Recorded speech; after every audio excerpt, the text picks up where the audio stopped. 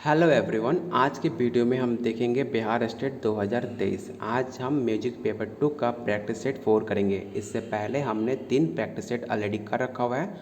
अगर आपने वीडियो नहीं देखा है तो आप जाकर वीडियो के प्लेलिस्ट में चेकआउट कर सकते हैं।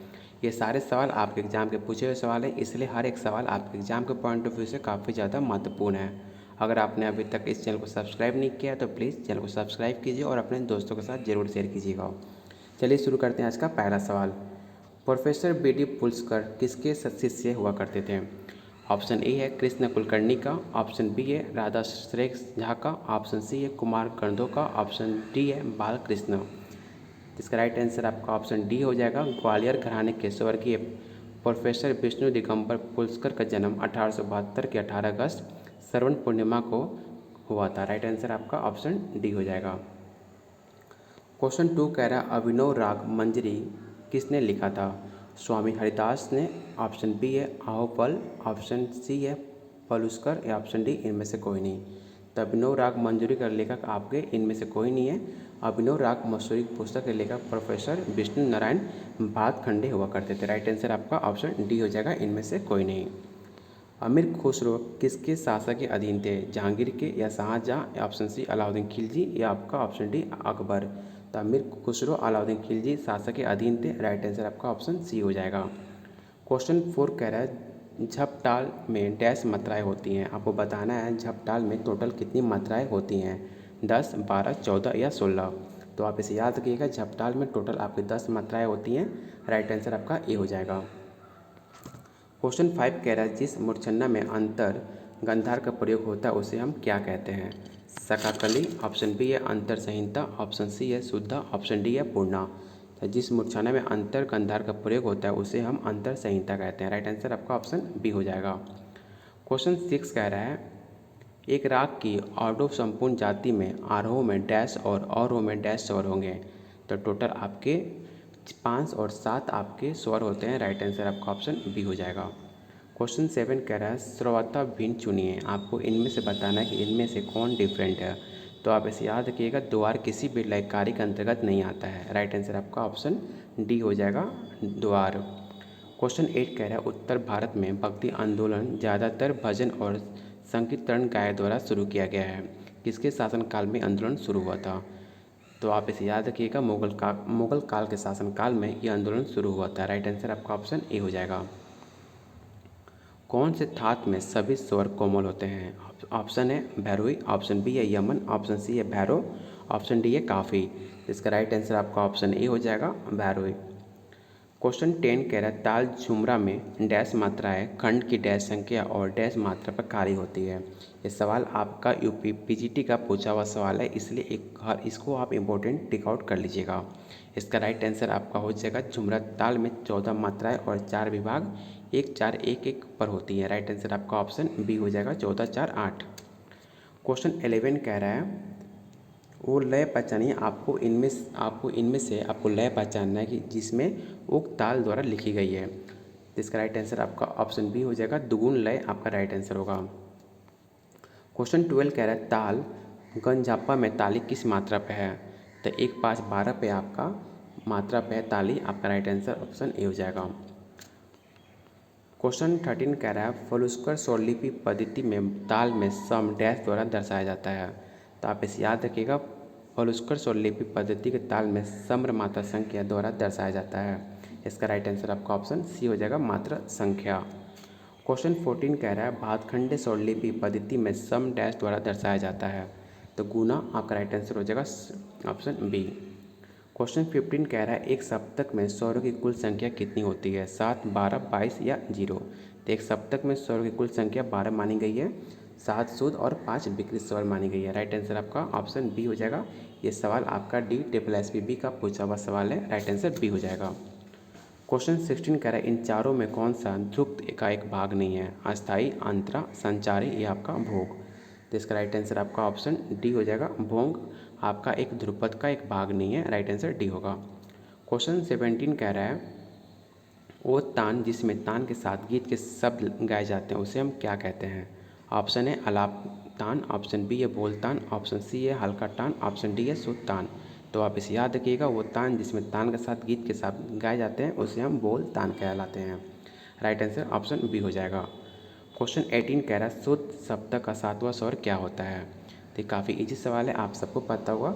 शुद्ध नी आपका सातवां स्वर होता है। राइट आंसर बी हो जाएगा। क्वेश्चन 19 कह रहा है गरे गप धा नींद सा राग पहचानी है। तो इसे आप बिलावल के रूप में मानते हैं। राइट आंसर आपका बिलावल राग है। राइट आंसर सी हो जाएगा। क्वेश्चन 20 कह रहा है कोमल गमदानी 30 ऋषभ शरद गनी ना सुहाई द गवादी शांति ते कहाई। ये आपका राग चंद्रकासार द्वारा लिखा हुआ एक गायन है। इससे आपको पहचानना है कि इसमें कौन सा राग है। तो ये आपका आशावरी राग है। राइट आंसर आपका डी हो जाएगा। क्वेश्चन 21 कह रहा है राग यमन केवादी और स्वांदी क्या होती है। तो ये सवाल आपको पता होगा। राग यमन कल्याण ठाट से उत्पन्न एक राग है जो आपका ग और नी कमरस में होता है। राइट आंसर ए हो जाएगा। क्वेश्चन 22 कह रहा है राग मालकोंस में वर्ड स्वर क्या होता है। तो मालकोंस में भैरवी ठाट से उत्पन्न माना गया है, जिसमें ऋषभ और पंचम वज्र होता है। इसका राइट आंसर आपका रे और प हो जाएगा, ऑप्शन डी।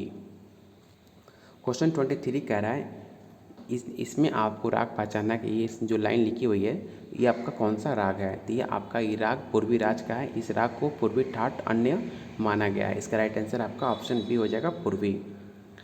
क्वेश्चन 24 कह रहा है तीखे रिद कोमल गमनी अरोहित रिदिमहीन।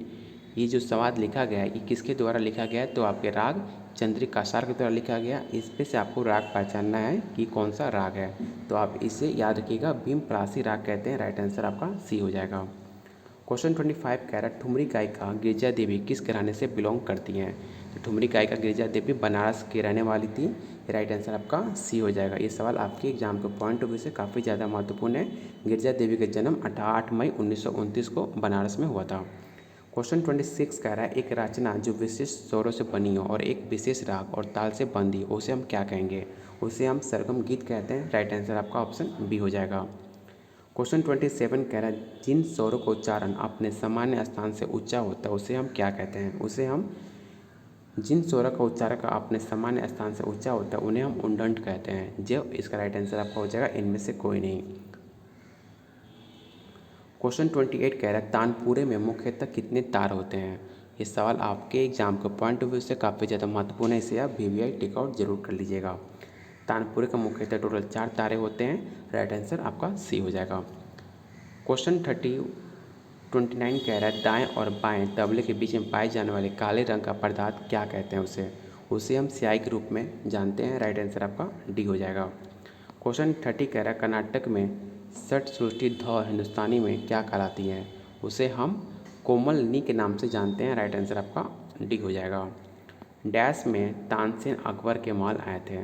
तो 1556 में तानसेन अकबर के महल आए थे। अकबर के दरबार में आपके 9 रत्न हुआ करते थे। तानसेन उन 9 रत्न में सर्वश्रेष्ठ माने जाते थे। राइट आंसर आपका ऑप्शन बी हो जाएगा, 1556 ईस्वी। क्वेश्चन 32 कह रहा है प्रोफेसर विष्णु दिगंबर फॉलोस्कर का जन्म कहाँ पर हुआ था। तो आप सबको पता होगा गुरुद्वार में आपका फॉलोस्कर का जन्म हुआ था। राइट आंसर आपका सी हो जाएगा, 18 अगस्त 1872 बेलगांव में। बेलगांव कहाँ पे देखने को मिलता है। तो आपको ये मुंबई पुणे में देखने को मिलता है बेलगांव। क्वेश्चन अगला कह रहा है प्रोफेसर BN भारतखंडे का जन्म कहाँ पर हुआ था। तो इनका जन्म आपके बम्बई प्रांत के बालकेश्वर नामक 10 अगस्त 1807 को हुआ था। राइट आंसर डी हो जाएगा, बेलगांव। क्वेश्चन 34 कह रहा है शुद्ध और विकृत किसके भेद हैं। जाति के, ग्राम के, प्रबंध के या आपके मूर्छना के। तो ये आपके जाति के भेद होते हैं, शुद्ध और विकृत। राइट आंसर आपका ए हो जाएगा। क्वेश्चन 35 कह रहा है उत्तर राग पहचानने में कौन सा स्वर काफ़ी ज़्यादा आवश्यक होता है। वो आपका वादी स्वर होता है। राइट आंसर आपका सी हो जाएगा। 36 कह रहा है किसी ताल की पहली मात्रा क्या कहलाती है। खाली, सम, खंड या ताली। तो ताल की पहली मात्रा आपकी सम कहलाती है। राइट आंसर आपका बी होगा। क्वेश्चन 37 कह रहा है ताल 3 ताल मात्राओं में ताली और खाली की कुल संख्या कितनी होती है। तो आप इसे याद रखिएगा, 16, 3, 1 आपका राइट आंसर हो जाएगा, ऑप्शन ए। क्वेश्चन 38 कह रहा है दादरा ताल के आर लयकारी में दूसरे आवर्तन में लयकारी पूर्ण करने के लिए किस मात्रा पर ताल का तीसरा चक्र शुरू होता है। इसका राइट आंसर आपका ऑप्शन बी हो जाएगा, चौथा। क्वेश्चन 39 कह रहा है संगीत में किस नाद का प्रयोग होता है। तो संगीत में आहत नाद का प्रयोग होता है जो स्वर हमें सुनाई देता है। राइट आंसर आपका ए होगा। क्वेश्चन 40 कह रहा है सदा रंग आधा रंग डैश राजा के अधीनिष्ठ है। तो आपके सादा रंग और आधा रंग मोहम्मद रंगीले राजा के अधीनिष्ठ है। राइट आंसर आपका डी हो जाएगा। क्वेश्चन 41 कह रहा है ध्वनि करते हुए एक ताल में धुन गिरने की प्रक्रिया को क्या कहते हैं? उसे हम सशब्द क्रिया कहते हैं। राइट आंसर आपका ऑप्शन बी होगा। क्वेश्चन 42 कह रहा है उदाहरण के लिए 16 सेकंड में यदि हम 16 शब्द गाते हैं तो ताल की लय क्या कहलाएगी?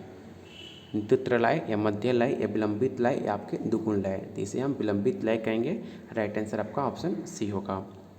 ऊपर दी गई आपको ताल को पहचानना है कि इनमें से कौन सा ताल आपका राइट आंसर हो जाएगा। इसका जो राइट आंसर आपका हो जाएगा 43 का सी होगा। 4 ताल में 12 मात्रा, 16 6 विभाग, 1 5 9 और 11 पर ताली, 3 7 पर खाली पड़ती है। राइट आंसर सी होगा। क्वेश्चन 44 कह रहा है तिगुन और आर लय के बीच क्या संबंध है? तो आपको तिगुन और आर लय के बीच 3 गुण 3/2 और इंटू आर लय होगा। राइट आंसर आपका ऑप्शन ए हो जाएगा। क्वेश्चन 45 कह रहा है ताल झूमर में कितनी मात्राएं होती हैं? आपको बताना है ताल झूमर में टोटल कितनी मात्राएं होती हैं। तो आप इसे याद रखिएगा। झूमर ताल में आपका टोटल 14 मात्राएं होती हैं। राइट आंसर आपका सी हो जाएगा। क्वेश्चन 46 कह रहा है एक स्वर के मंद्र, मध्य और तार क्या कहलाते हैं? उसे हम नाद स्थान कहते हैं। राइट आंसर आपका बी होगा।